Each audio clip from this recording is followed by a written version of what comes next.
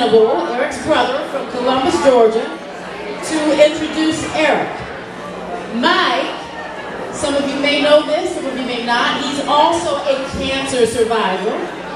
He is publisher of Columbus and the Valley magazine, and he was the 2011 honoree at the Cancer Society's Crystal Ball in Columbus. Please welcome Mr. Mike Venable.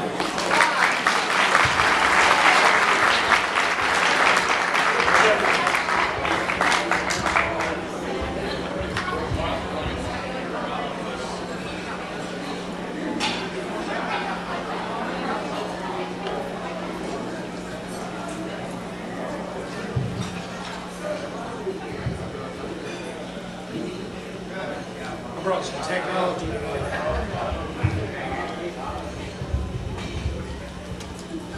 Is that better?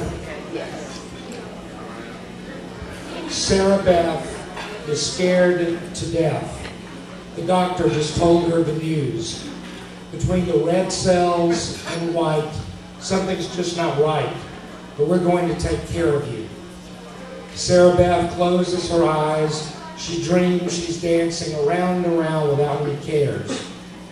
Her very first love is holding her close, and a soft wind is blowing her hair. You may know this story. She wakes up on the morning of her first prom, and when she rises from the pillow, much of her hair stays behind. And all she could think about was how terrible it was going to be for someone to take her without any hair to the prom. Sarah Beth closes her eyes. She dreams she's dancing around and around without any cares, and a soft wind is blowing her hair. It's 7:15, and that boy's at the door, and her daddy ushers him in. When he takes off his cap, they all start to cry, because where his hair had been that morning, softly she touches just skin. That's a Rascal Flatts song, and it is my brother's anthem. And I know that must be true because he says he's listened to it during this hundreds of times. And last Friday, he was at our home getting some inspiration from this old Cancer Ball pro. And I heard Skin for the first time that day. And tears were rolling down his cheeks, and I watched him go back in his mind to those dark days, the days of needle sticks, pain, fear, and disease protocols. And I'm really honored to be here tonight to introduce your honoree, my brother. It's pretty appropriate for me to be here because I know him better than anyone on earth. That alone is a burden that I bear.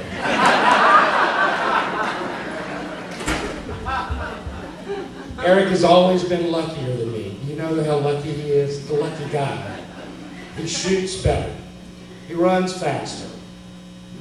And I found out over the last few years, he is way more outgoing than me. The boy does literally not ever meet a stranger. In fact, I have personally seen the fear and loathing in some of those strangers' faces when they were wishing he would just leave them the hell alone so they could drink their cocktail and go on about their conversation. I was always better in school. That's it. Eric has outdone me in literally every other possible skill for the entirety of our lives. I tortured him. I teased him. I taunted him. You know, just like all older brothers do, until that night. I literally remember where I was standing in our house in front of the Columbus Metropolitan Airport. It's in a tiny hallway between the kitchen and an inner bedroom. I pushed Eric, turns out for the last time. He came with an uppercut. It started from somewhere down near his ankles and ended up between my neck and the tip of my chin. I fell back, I saw stars, and our relationship was very different from that point on. It's really easy to love Eric Venable. That is obvious by the enormous size of this crowd and by the record-breaking amount of money that will be raised for this event tonight in Albany. Eric is very generous with his time and his treasure. He's most happy when he sees someone else catch their first or their biggest fish, or bag their first deer, or dispatch another one of those rooting wild hogs to hog hell. Eric has lived, loved, and laughed his way through cancer in enviable style. Despite all that cancer takes from you, for those of us who are living with this disease, we all get something too. Eric, more than most, has received a very rich portion of this gift. He has found out who his friends are, and especially on this night, he gets to experience just how much he is loved. You know, I went through this last year, and this night is like going to your funeral while you're still alive. It is. I asked one of Eric's oldest friends to weigh in on his relationship with my brother. Here's what Rudy Taylor said, and I quote, "I am 55 years old, and Eric remains the most humble and consistently uplifting friend I have ever had. I'm an attorney now, in good standing with the Texas State Bar. However, I had many youthful indiscretions as a juvenile. Oh heck, we're all among friends here. I was a juvenile delinquent. Eric was my best friend before I took the bad turn.